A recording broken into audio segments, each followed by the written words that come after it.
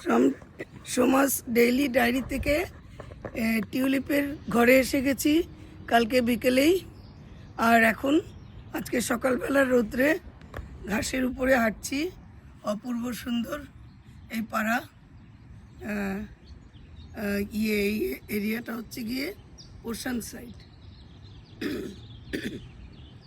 তোমরা দেখো কি নিঃশব্দ, কি শান্ত প্রকৃতি। এখানে নিজে অনেক কথা তোমাদেরকে শোনাবে, খালি নিশ্চুপ হয়ে ওর প্রাণটাকে বুঝতে হবে আর ওর কথা শুনতে হবে আর ওর সাথে একাত্ম হয়ে যেতে হবে, যেন ওকে আমরা কোনোভাবেই ডিস্টার্ব না করি।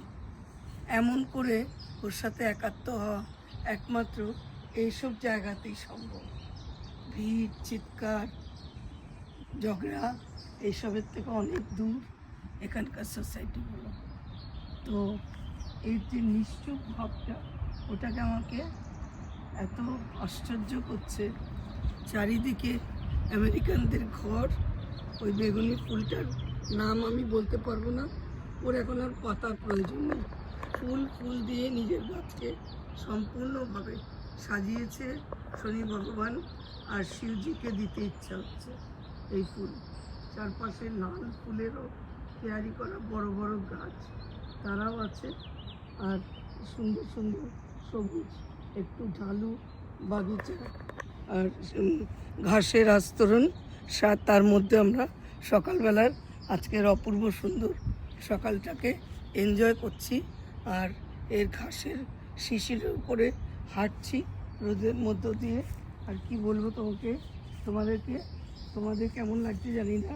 আমি তো স্পেল বাউন্ড। আমি এরকমই সুন্দর পরিবেশে নিজেকে খুঁজে পাই। আর প্রকৃতির সাথে আমার বড় আত্মীয়তা। তো বাড়িগুলো যেন নিজের সৌন্দর্য আছে, নিজে সেই ধাতু বা কাঠ এইসব বস্তু দিয়ে তৈরি, কিন্তু কোথাও চিৎকার করে বলছে না প্রকৃতি তুমি আগে, আমরা তোমার পেছনে। কেমন লাগছে টিউলিপের পাড়াটা তোমরা দেখো। আর ওই দেখো টাইলের ছোট্ট কি বলে রুফটপ, সেগুলো দেখা যাচ্ছে। অপূর্ব সুন্দর, আশ্চর্য একটা শান্ত পাড়া। আর তার সাথে গাছেদের সাথে রোজ এখানে মিতালি হতে থাকবে। আর এর সাথে চলন্ত আমেরিকার দুরন্ত গতির কোনো সম্পর্ক নেই। এ আলাদা জিনিস। এখানে তুমি আমেরিকার আন্তরিক প্রাকৃতিক সৌন্দর্যকেই খুঁজে পাবে, যতক্ষণ না তুমি ছুটে যাওয়া গাড়ি ফিরে ব্যস্ত আমেরিকায় পাড়াচ্ছ গাড়ির মধ্য দিয়ে।